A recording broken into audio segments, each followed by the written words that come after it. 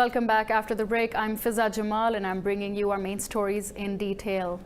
Libyan government forces have retaken a key military base from fighters loyal to Eastern Commander Khalifa Haftar. Their spokesman says dozens of rebels have been killed during the operation, with 18 being taken as prisoners.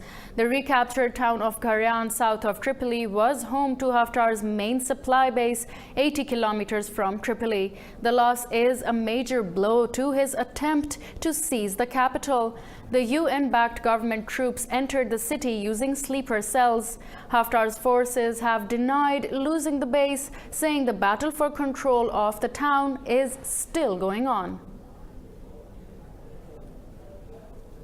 9 civilians have been killed in Russian and regime airstrikes in Syria's northwestern province of Idlib. War monitors say 2 civil defense workers are among the dead. 5 other volunteers are also wounded. The latest attack came nearly a week after regime airstrikes hit an ambulance in Idlib, killing 3 rescue workers. Turkey and Syria's disagreement over the Idlib safe zone has escalated clashes. War monitors say more than 470 civilians have died since late April. According to the United Nations, the violence has forced over 330,000 people to flee their homes. Pakistan's Prime Minister Imran Khan has met with Afghan President Ashraf Ghani, who is in Islamabad on a 2-day official visit. Khan and Ghani reviewed a guard of honor at the Prime Minister House. During the meeting, the 2 leaders discussed regional security and the economy. Earlier in the day, Ghani met Pakistan's Foreign Minister Shah Mahmood Qureshi. Qureshi says Pakistan will continue to play a constructive role in Afghanistan's peace and stability. The foreign minister says dialogue is the only way for sustainable peace in Afghanistan and the region. President Ghani is accompanied by a senior delegation who are meeting with their Pakistani counterparts. This comes after a week after an Afghan peace conference in Pakistan. Talks on the Afghan peace process between the US and the Taliban are set to resume in Doha on June the 29th. We are joined by our Islamabad correspondent Isa Naqvi. Thank you, Isa, for giving us your time. So what was the agenda of meeting between Afghan President Ashraf Ghani and our own Prime Minister Imran Khan?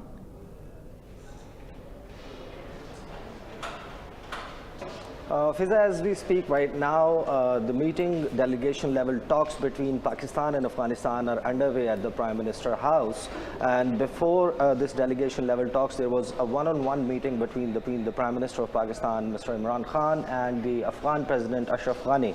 And they have discussed the bilateral relationship, security ties, the border issues, along with talks with Taliban, the trading ties between the 2 countries, and regional connectivity. So this is all what is being discussed, and it's very important, as you've said, that in 2 days' time we see that the Doha process is going to resume, and as the Lahore conference in Bhurbhan, or the Lahore process conference in Bhurbhan regarding the Afghan peace process, which was held a week ago, it called for an intra-Afghan, an Afghan-led peace process for peace and stability in Afghanistan, and the same has been discussed with the Afghan president. And if there is a breakthrough in the talks between Taliban and US, then we can see an intra-Afghan dialogue starting somewhere after the first week of July.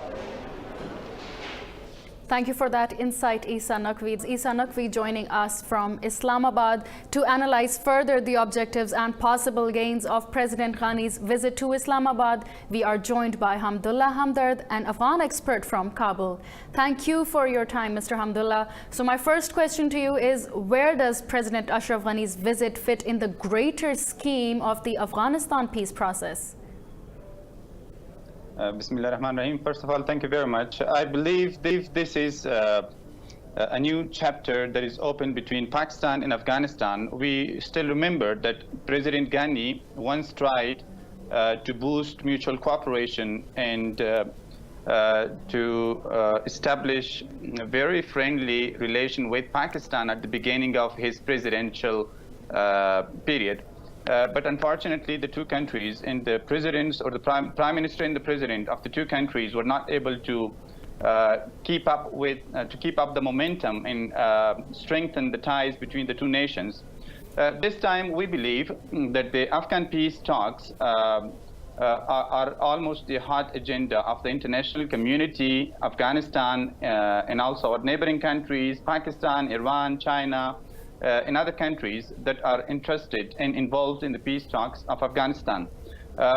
We believe and we are very hopeful that this time Prime Minister of Pakistan, Imran Khan, and President of Afghanistan, Dr. Ashraf Ghani, will be able to open this new chapter very carefully, considering the fraternal relationship between the people of Pakistan and Afghanistan, these unending ties between the two nations, the religious aspects of that can be considered, and the tribal aspects of this relationship can be considered something as a positive aspect of the relation between the two countries. We hope that President Ghani will come with fruitful results from Prime Minister of Pakistan, and we also hope that Prime Minister of Pakistan will also consider this visit of Ashraf Ghani as a key to once again boosting the economic situation of Pakistan and bringing out Pakistan from the isolation, from the international isolation, and hopefully both Pakistan and Afghanistan will get great support from the international community by establishing fraternal and friendly relationship with each other, especially in the areas of security, peace talks with Taliban, regional connectivity, trade ties, and investment in other economic issues. We believe that Pakistan and Afghanistan can strengthen each other economically, and also they can contribute to each other's political stability if they are honest to each other to contribute to this process. Right, and Mr. Hamdullah, you just said that this is a start of a new beautiful chapter between the relationship of Afghanistan and Pakistan. And previously, as you said, our diplomatic relations couldn't maintain momentum. So how do you see the diplomatic relations turning out this time? And out of the key issues that you listed, which can be seen as the best outcome of this visit?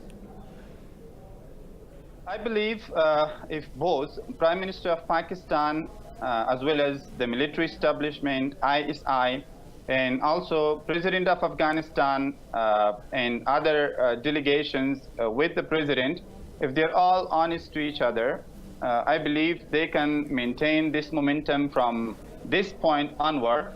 And if they can start their business relation, their trade relation with each other, for example, if Pakistan can open the Gwadar port for Afghanistan and Afghanistan allow the trucks of the Pakistani commodities to the Central Asia, and they have exchange of their people and also remove this visa problem from entering Pakistan and entering Afghanistan to keep up this friendly relation with each other. I believe this will be an achievement for them. They have to give a start to this new chapter positively. If it is opened positively, they will be able to maintain the momentum. Otherwise, if once again there are some optimism, some pessimism, and no optimism at all, then I don't think they will be able to keep up this momentum and continue the good relationship once again. Now, Pakistan has a great chance, and Afghanistan has the great opportunity to use this visit and show to the world that Pakistan is contributing to the Afghan peace talks, and Afghanistan is willing to maintain the good relationship with the Pakistan.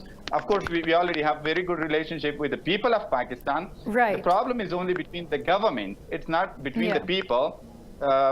People of Afghanistan and people of Pakistan, they have brotherly relationships with each other religiously, even when it comes to the tribal, we have Pashtun. Yes, you're right, you're right. Thank you, Mr. Hamdullah. That is true, that optimism and pessimism do go hand in hand. That was Mr. Hamdard joining us from Afghanistan. We have another guest in line. He's a former diplomat from Afghanistan, and he is Ashraf Jahangir Qazi. Thank you for joining us, Mr. Ashraf. So, Firstly, Pakistan last week hosted a large gathering of Afghan politicians as part of efforts to promote intra-Afghan dialogue. Do you think President Ghani's visit to Pakistan will make any progress, even if the Taliban refuse to talk directly to Kabul? Thank you very much. I think the visit of the Afghan President Ashraf Ghani is extremely important. It's coming almost 5 years after his previous visit, just after he assumed office. His first visit was to China and his second visit was to Pakistan. And that was a rather successful visit, and it seemed like it might open up a new chapter of cooperation between the two countries. This is absolutely essential for Pakistan, because Pakistan under no circumstances can afford a two-front situation, on its east and on its west. And with Afghanistan, yes, we've had differences, sometimes, somewhat significant differences over issues, particularly with regard to the border, Afghanistan and trade, etc.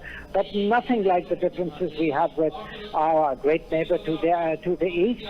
And it's extremely important that we avail of every opportunity. Hopefully, this will be that opportunity where we can, as we were unable last time, where we can put our relationship on a new track.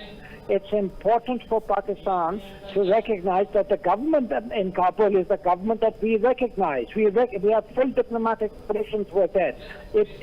And of course, the peace process ultimately has got to be an Afghan peace process led by the government in Afghanistan, or led by Afghanistan. The Taliban have earned their place at the negotiating table. The Taliban have not been defeated in the field. However, the Taliban have to recognize that there can only be a political solution. And this is problematic because the Taliban will not agree to participating in elections, because that's not their forte, that's not their strong point. They wish to have a power-sharing arrangement as a result of the battlefield situation. Secondly, the talks with the Afghan peace talks cannot progress unless the Americans make it clear that they are ready to withdraw from Afghanistan. Mr. Ashraf, you just said that the Taliban and U.S. talks are continuing, and this is an opportunity to put our own diplomatic relationship on track. And Ghani's visit does come ahead of the resumption of talks between the U.S. and Taliban this weekend. So where do Ghani's engagements in Islamabad fit into the greater scheme of things? To do after the last visit, but then that failed as a result of some misunderstandings. We know what they were. So this is a great opportunity. However, the U.S. policy of threatening Iran, and that seems to be a significant probability of an American attack on Iran, that will end the Afghan peace process immediately.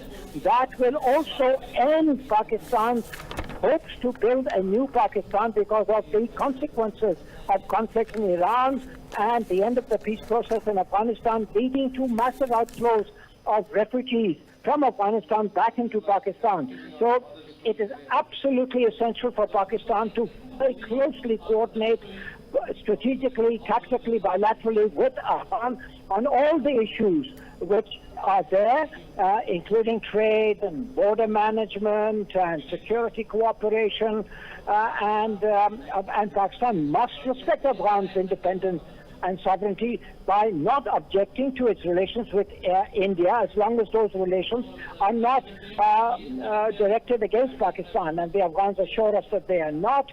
We need to build trust between each other. It's very, very important. It's important for Pakistan and for Afghanistan, and Pakistan being the larger country, certainly we can display generosity and large-heartedness.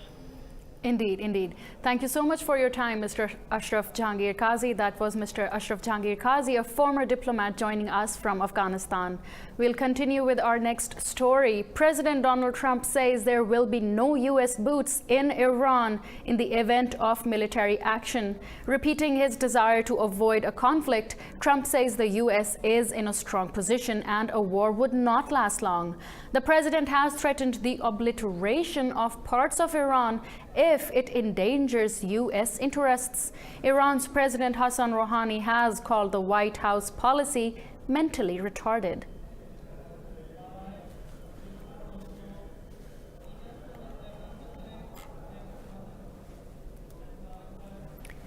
France has warned Iran against threatening to violate the JCPOA nuclear deal. Tehran had announced in May that it is suspending 2 of its 2015 pledges regarding the deal. President Emmanuel Macron says he spoke to Iranian President Hassan Rouhani about the deal. He said any exit from the accord or any signals in that direction would be a grave mistake. Tehran and Europe signatories of the deal are meeting on Friday to save the 2015 accord.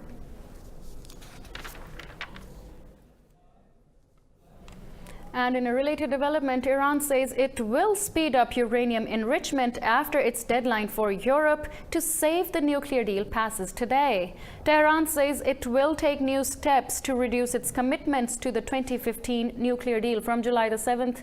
Iran's envoy to the United Nations says Tehran's agreement with world powers is in critical condition. Ambassador Majid Takht Ravanchi says Iran will no longer shoulder the burden of keeping the agreement alone. He says the U.S. talks offer cannot be trusted while illegal sanctions are in place. Saudi Arabia says it will support the U.S. economic plan for Palestinians as it will bring them prosperity. Saudi Finance Minister Mohammed Al-Jadaan told the Bahrain conference Riyadh has supported Palestinians for 50 years. International Monetary Fund head Christine Lagarde says an Israeli-Palestinian peace deal will bring lasting investment to the region. She added peace, political stability, and trust between all parties are prerequisites for any plan to succeed. Neither Israel nor Palestinian government attended the event. Saudi Arabia and the United Arab Emirates support the plan, but Palestinians have rejected it.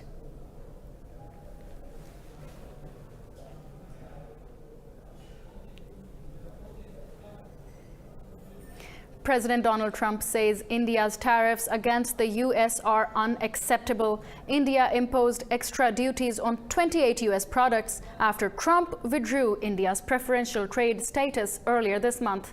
Ahead of his meeting with India's Prime Minister Narendra Modi at the G20 summit, Trump says New Delhi must withdraw the tariffs. Trump says he will raise the issue during his meeting with Modi on the sidelines of the G20 summit in Japan.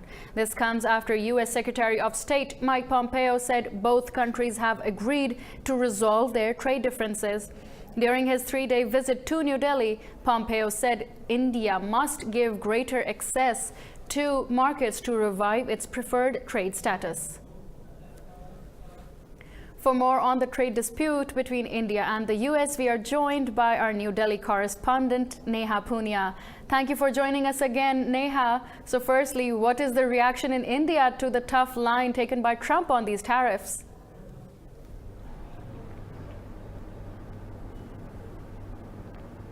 As expected, there's been no official reaction yet. I reached out to the Foreign Ministry and they're telling me that they've seen the tweet, they're processing it, and that there possibly could be a formal reply issued later in the day, if at all. But for now, their entire attention is focused on preparing for that bilateral summit with President Trump at the sidelines of the G20 summit in Japan. The Commerce Ministry and sources therein have said that the criticism that Donald Trump has repeatedly leveled against India is completely unfair. These sources say that India's tariffs aren't as high as those levied by some other developing countries, and that some of America's own tariffs are quite high when you compare them to New Delhi's. And the sense that we're getting is that this was expected. I said this yesterday as well when Mike Pompeo expressed such optimism about Indo-US ties. The real catch or the real clincher was going to be that meeting with Donald Trump, and ahead of that, he's definitely put India on tenterhooks. Right, and this tweet that you mentioned, does it put any pressure on Prime Minister Narendra Modi to make concessions, or will he play to his domestic audience?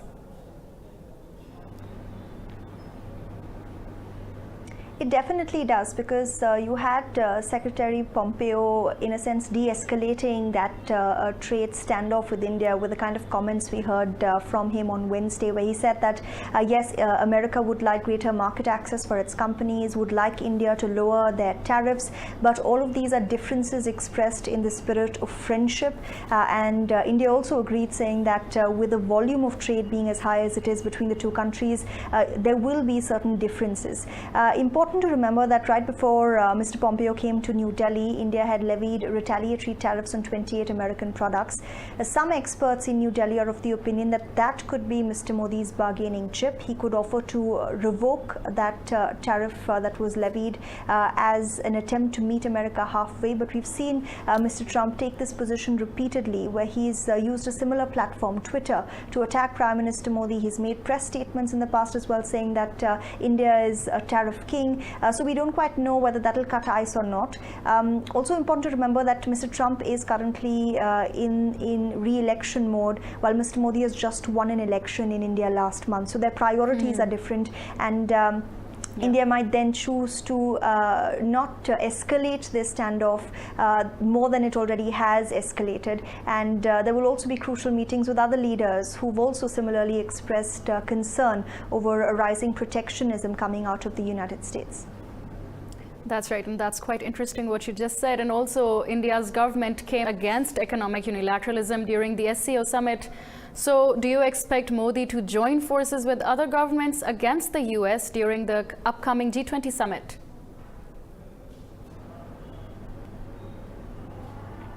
That's a very relevant question, and it's something that many experts in India have called a diplomatic fork in the road for the Modi administration.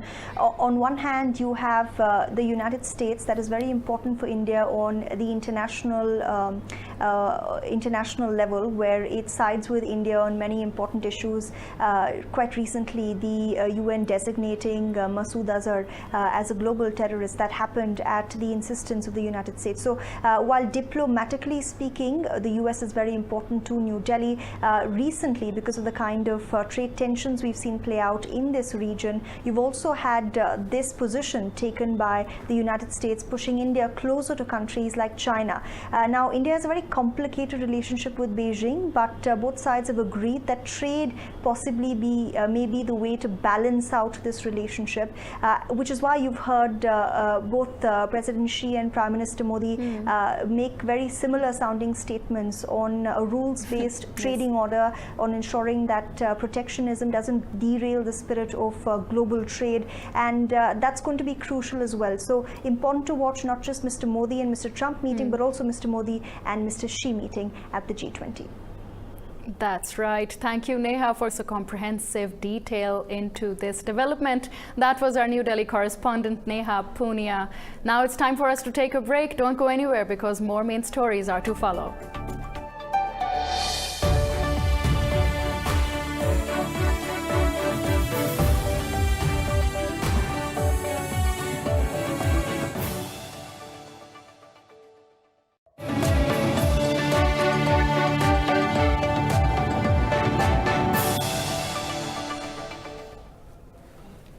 Welcome back after the break. We'll continue with our main stories. South Korea says multi-million-dollar commercial projects can boost nuclear talks between North Korea and the US. South Korea's unification minister Kim Yon-chul says the trust deficit between Washington and Pyongyang is hindering dialogue. Seoul says Washington and Pyongyang are holding behind-the-scenes talks to arrange a third summit. President Donald Trump says he will not meet North Korea's leader Kim Jong-un at this weekend's G20 summit. Trump has repeatedly said Kim is committed to removing nuclear weapons, while the Pentagon disagrees. North Korea says Washington must produce a new strategy to revive denuclearization talks. Tech giant Huawei has denied a media report accusing it of conducting research for the Chinese military. A Bloomberg report alleges Huawei employees worked with the Chinese army on a number of research projects. At a press briefing, Huawei's legal chief, Song Liuping, denied the claims. Song said Huawei does not customize products for conducting research for the military.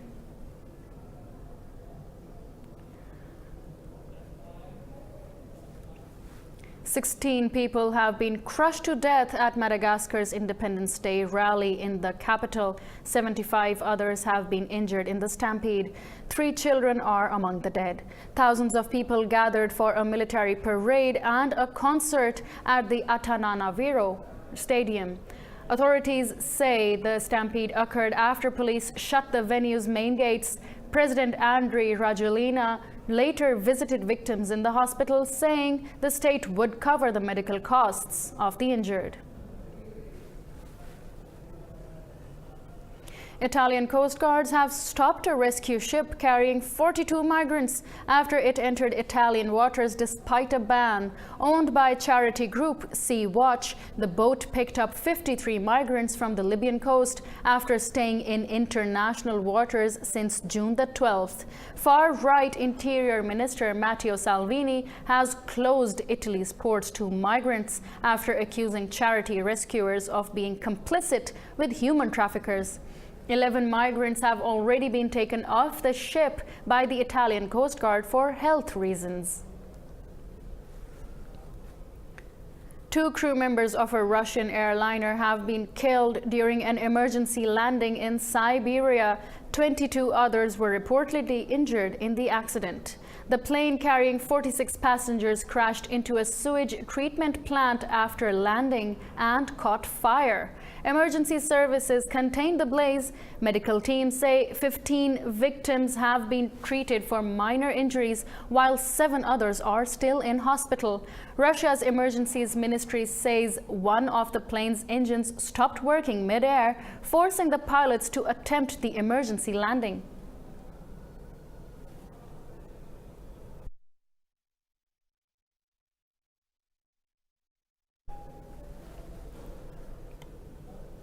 Two NGOs have accused the South African government of being responsible for hundreds of premature deaths in 2016. They allege the state is unable to control coal-related air pollution in the Highveld area. Details in this report.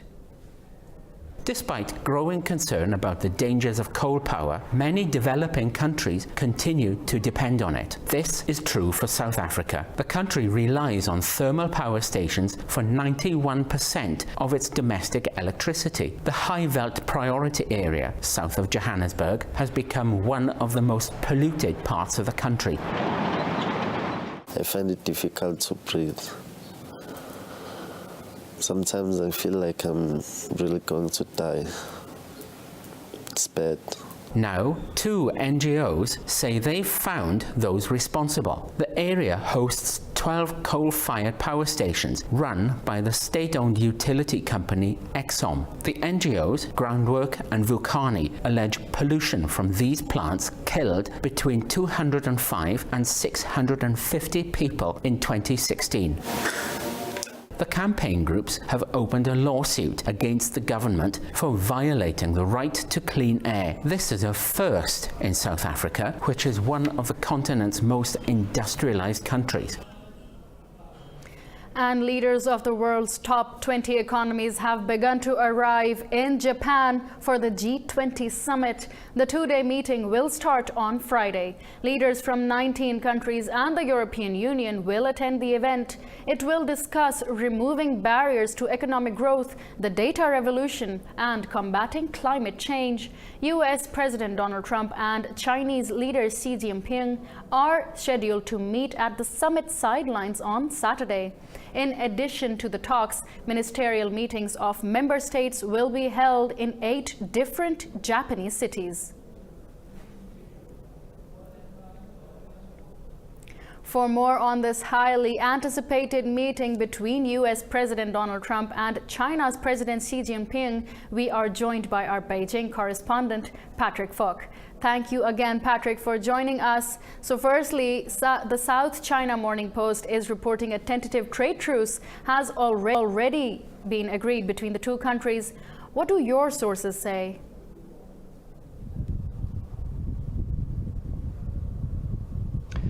Well, regardless of what the SCMP sources are, a trade truce is certainly looking like the most likely outcome, and that's what the experts I've spoken to have said as well. Remember, neither side have indicated that they are willing to budge in any way whatsoever, and in fact the Americans just earlier this week already said that they wouldn't pull back from demands for substantial reforms to be made to the Chinese economy. So anyone expecting a deal to come out of this meeting is likely to be disappointed. And remember, if you look at the dynamics of this meeting, or the layout of this meeting, as we know, it's going to be happening on Saturday morning. We're told at around 11:30, which means unlike the previous meeting between the two leaders in Buenos Aires, it's going to be a different setup altogether. There's not going to be the sort of late night wining and dining and bromance that we saw in Argentina. It's likely that this will be a short meeting. Remember, Donald Trump still needs to make his way to Seoul after that on Saturday. And of course, there was a phone call held between Chinese and American officials earlier this week. So it's likely that a lot of the detail will have been ironed out already. But a truce is certainly an outcome that makes the most sense. The Chinese leader certainly won't want any further deterioration to the Chinese economy. And likewise, the US president needs to have a foreign policy win ahead of the elections. And a truce would represent a win of sorts. At the same time, though, the experts that I've been speaking to are saying that Donald Trump is the wild card. And remember, the American president has said that he is comfortable with any outcome. So I think he's the one that we're going to be looking at if there is going to be any massive change to that.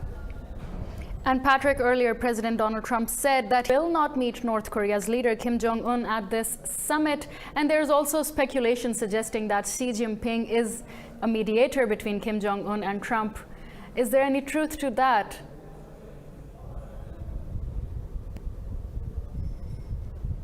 Well, China certainly has an enormous amount of influence over North Korea and arguably holds the key to North Korea denuclearizing if North Korea is ever willing to do that. But it's hard to say whether or not Xi Jinping is a mediator as such between Donald Trump and the North Korean leader. Remember, China has different motives with North Korea and wants to reduce US influence in East Asia, whether it be militarily or not. And so it's likely to be pulling the strings, perhaps, but not necessarily acting as a mediator between the two sides. And notably, before this G20 summit, of course, Xi Jinping made that historic visit to Pyongyang, and also before that made a visit to Russia to meet with Vladimir Putin. So there does seem to be this sort of not new but strengthening alliance between those three countries, and that is something that the US is likely to be keeping a very close eye on. Speaking of China's visits to these countries, there have been reports that a considerable improvement in China's relationship with Japan is also progressing. So what progress does Beijing report on this?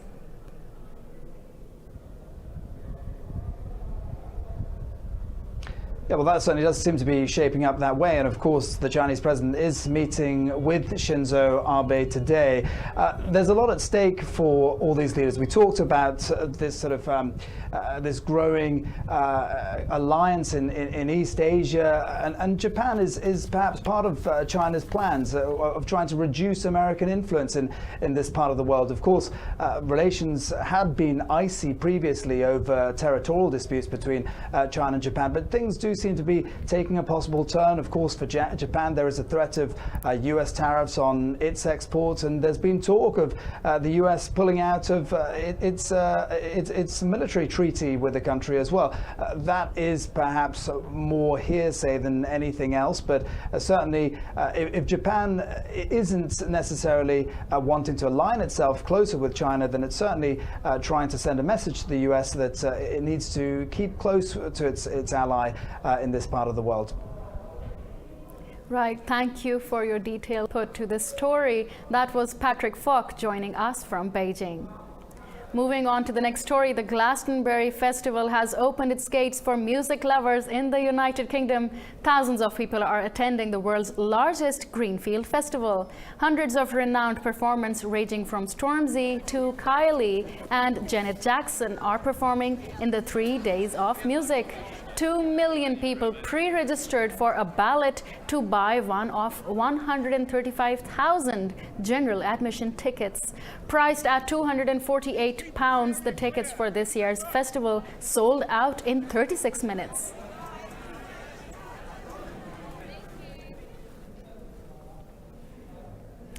Oxford University has awarded an honorary degree to acclaimed Pakistani singer Rahat Fateh Ali Khan. Khan was given an honorary doctorate of music during a ceremony at the university. One of South Asia's top singers, Khan began training at the age of 7 and has released more than 50 albums. He's performed at high-profile concerts around the world. The singer will perform his qawwalis at Oxford Town Hall today. The money collected from this performance will be spent to enhance Oxford's music faculty.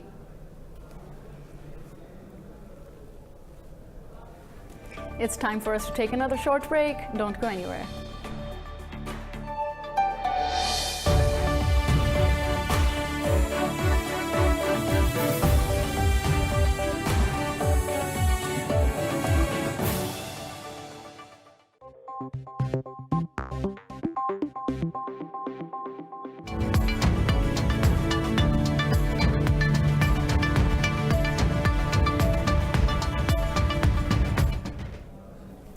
Welcome back after the break. Now, in the world of business, Asia-Pacific stocks have risen following a media report that the US and China have agreed to a trade war truce. Markets are also waiting on the outcome of a scheduled meeting between the leaders of the countries at this weekend's G20 summit.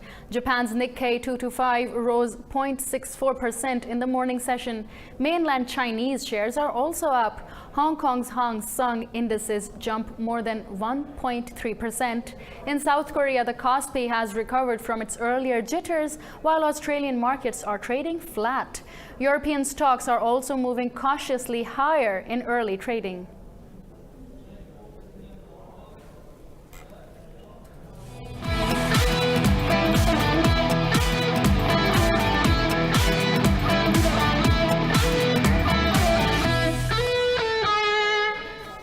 Egypt beat Congo by 2-0 to qualify for the quarterfinals of the African Cup of Nations. In another Group A fixture, Uganda played out a 1-1 draw against Zimbabwe.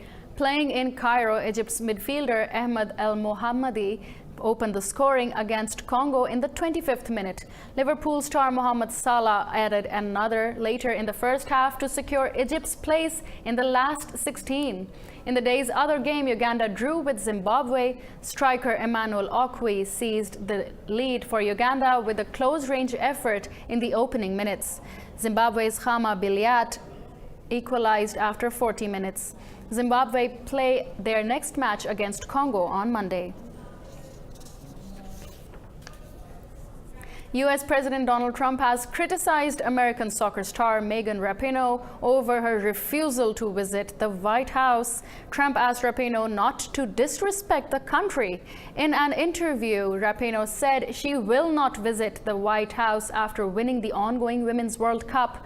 President Trump responded, saying the U.S. team's co-captain should win before saying such a thing. He later added he will invite the team whether they win or lose in France.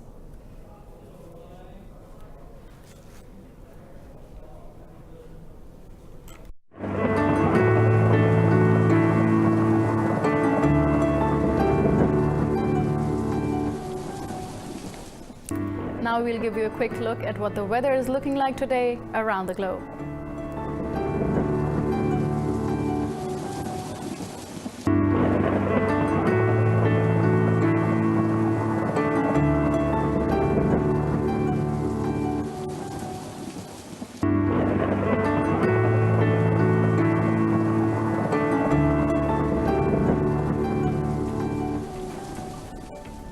These are all of our main stories in detail we have for you this hour. You can follow up on all of these stories on our website. You'll find them online at indus.news.